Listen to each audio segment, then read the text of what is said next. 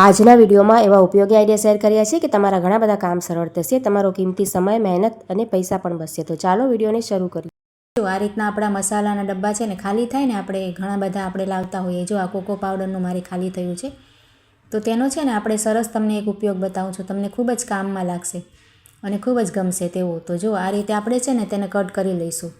તેની ચારે જે આપણે આ રીતે પટ્ટીઓ હોય છે ને ચારે બાજુ, તે બધી આપણે કટ કરી લેવાની. અને ત્યાર પછી કોઈ પણ એક બાજુથી આગળથી કે પાછળથી આપણે થોડુંક હજી વધારે કટ કરવાનું. જો આ રીતે તૈયાર થઈ જાય ને ત્યાર પછી તેનો તમને ઉપયોગ પણ બતાવું છું. જુઓ, તો આપણે છે ને ફ્રીજ ગમે એટલું પણ મોટું હોય ને, પણ આપણે સામાન તેમાં વસ્તુઓ રાખવાની જગ્યા હંમેશા ઓછી જ પડતી હોય. તો આપણે છે ને આવા બોક્સ હોય ને 2-3 કટ કરી લેવાય. જો અને આ રીતે દરવાજા, તેનો જે દરવાજામાં આ રીતે હોય છે ને, એમાં આપણે જે ક્લિપ આવે ને આ રીતે, જો મેં લગાવી છે, એ ક્લિપથી તમે આ રીતે લગાવી શકો. અને એમાં નાના નાના કોફીના પેકેટ હોય કે આપણે કોઈ પણ નાના વસ્તુના મેગી મસાલા રાખીએ, ઘણા બધા પેકેટ નાના આવે છે હવે તો આમાં રાખી શકાય. આપણે બંધ કરવામાં ડોર છે ને, તેમાં પણ તમને કંઈ પ્રોબ્લેમ ન થાય. જો મેં રાખ્યું છે ને, તમને બતાવું છું. સરસ, ખૂબ જ સરસ આઈડિયા છે. આ રીતે આપણે બોર્નવિટા કોફીના પાઉચ હોય, મરચાં જેવું પણ રાખી શકાય. જો મરચાં પણ રાખીએ તો ફટાફટ આ રીતે બારણામાંથી લેવા થાય. જો તો ખૂબ જ સરસ ટિપ્સ છે. ગમી હોય તો જરૂરથી લાઇક કરજો અને કમેન્ટ દ્વારા જરૂરથી જણાવજો. પછી જો આ રીતના આપણે એરિંગ્સ હોય છે ને, ઘણા બધા આપણી પાસે ઘણી જોડી હોય છે, પણ તેના જે નાખેલા આવે છે ને કાગળ, તે નીકળી જાય અને ખોવાઈ જાય. તો તેના માટે છે ને આ રીતના આપણી પાસે બટન તો ઘણા બધા હોય છે. જીન્સના નીકળેલા હોય જૂના, તો આ રીતે જૂના પના બટનના ડબ્બા ભરેલા હોય ને, તેમાંથી 2-3 લઈ લેવાય.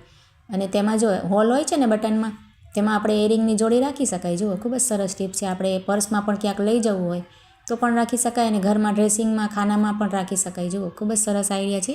આઈડિયા સારા લાગ્યા તો લાઇક કમેન્ટ જરૂર કરજો. ત્યાર પછી જો આ રીતના બાળકોના જીન્સ પેન્ટ હોય કે કોઈ પણ પેન્ટ હોય ને, આ રીતે મોટાના કે છોકરા છોકરીઓના, તો તેની ચેન છે ને ક્યારેક ઢીલી થઈ જાય કે એમને એમ પણ જો થોડી ખુલી જતી હોય છે ઉપરથી, એકદમ પેક નથી રહેતી.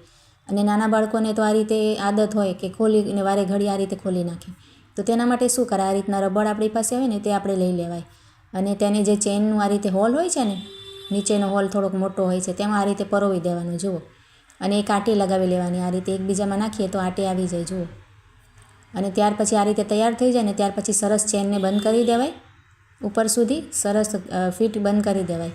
અને જે આપણે બટન હોય છે ને, ચેન બંધ કરવાનું કોઈ પણ બટન તમારે હોય ને, એમાં પરોવી દેવાનું રબરનો શીરો. અને ત્યાર પછી બટન બંધ કરવાનું. જુઓ, તમારે એકદમ સરસ પેક થઈ જશે, ખુલશે જ નહીં. આપણે બટન ખુલે ને પછી જ આપણે એ ચેન રબર નીકળે. જુઓ, બંને બાજુથી ખૂબ જ સરસ થઈ જાય ને રબર દેખાશે પણ નહીં કે આપણે નાખ્યું છે. તો ખૂબ જ સરસ આઈડિયા છે. આ રીતે છોકરીઓને પણ ખરાબ લાગે એટલે આ રીતે રબર નાખી દેવાય. એવી ચેન હોય તો, ખુલી જતી હોય તો. આપણે સાબુના કટકા બચે છે ને, તો આપણે ફેંકી દઈએ. તો તેનાથી એક સરસ તમને ઉપયોગ બતાવું છું.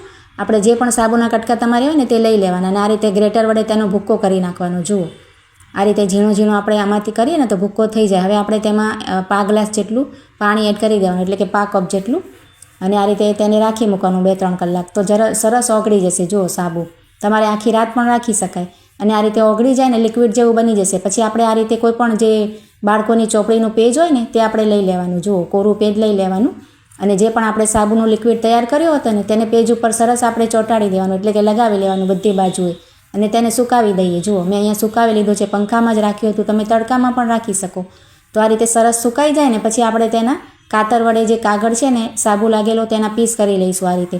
અને તેને ડાયરીની જેમ આ રીતે સેટ કરી લેવાનું. એક કાગળ મોટો લઈને આ રીતે સ્ટેપલર પિન લગાવી દઈએ એટલે સરસ ડાયરી જેવું જ બની જશે. જુઓ તમારે. તો આ રીતે બાળકો સ્કૂલમાં હોય કે આપણે આ રીતે ક્યાંક મુસાફરીમાં ગયા હોઈએ, તો આ કાગળથી આપણે સરસ પેપર સોપની જેમ હાથ ધોઈ શકાય. જુઓ, ખૂબ જ સરસ આઈડિયા છે. સારો લાગે તો લાઇક કમેન્ટ જરૂરથી કરજો. પછી જો આ રીતના જે બોટલ હોય છે ને, તેમાં થોડાક દિવસ થાય ને તો એક અલગ ટાઈપની વાસ આવી જતી હોય છે. તો તેના માટે તમને એક સરસ આઈડિયા બતાવું છું.